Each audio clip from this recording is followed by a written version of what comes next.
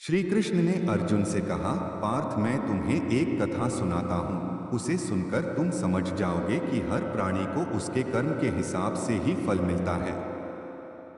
प्रकृति हर किसी को अपनी राह चुनने का मौका देती है। अब वो मनुष्य की इच्छा पर निर्भर करता है कि उसे धर्म की राह चुननी है या अधर्म की। कथा शुरू करते हुए श्री कृष्ण ने कहा, एक नगर में दो पुरुष रहा करते थे। एक पुरुष व्यापारी था जिसके जीवन में धर्म की बहुत महत्ता थी। वो पूजा पाठ में यकीन रखता था।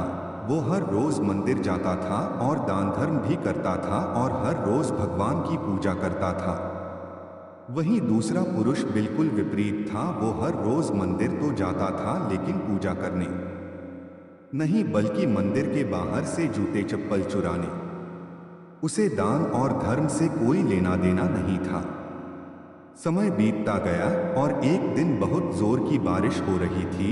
इस वजह से मंदिर में पुजारी के अलावा कोई नहीं था।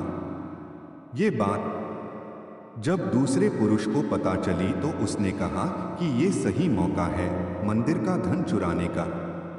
पंडित से नजर बचाकर उसने मंदिर का सारा धन चुरा लिया।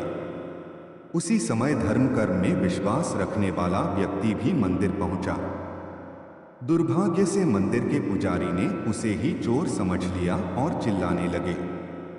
वहां लोग एकत्र हो गए और उसे बहुत मारा।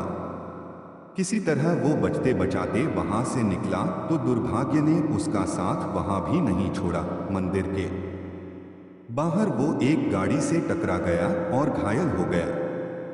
फिर वो व्यापारी लंगड़ाते हुए घर जाने लगा तो रास्ते में उसकी मुलाकात उस पुरुष से हुई जिसने मंदिर से धन चुराया था। उसने कहा, आज तो मेरी किस्मत चमक गई, एक साथ इतना सारा धन मिल गया। ये सब देखकर उसे बहुत बुरा लगा और उसने अपने घर से भगवान की सारी तस्वीरें निकाल दी। कुछ सालों बाद दोनों की पुरुषों की मृत्यु हो गई। मरने के बाद जब दोनों यमराज की सभा में पहुंचे और भले पुरुष ने दूसरे व्यक्ति को देखा तो उसे बहुत गुस्सा आया।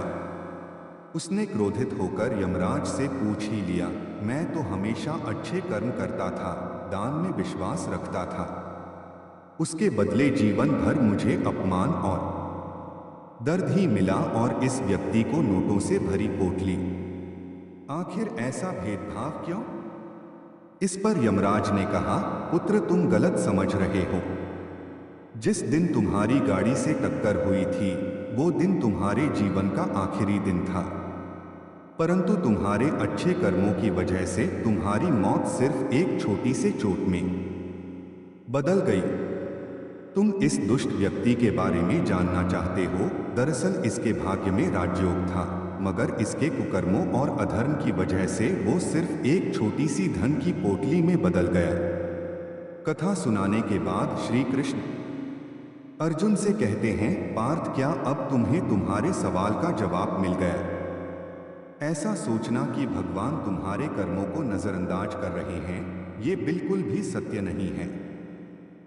भगवान हमें कब क्या किस रूप में दे रहा है मनुष्य को समझ में नहीं आता है।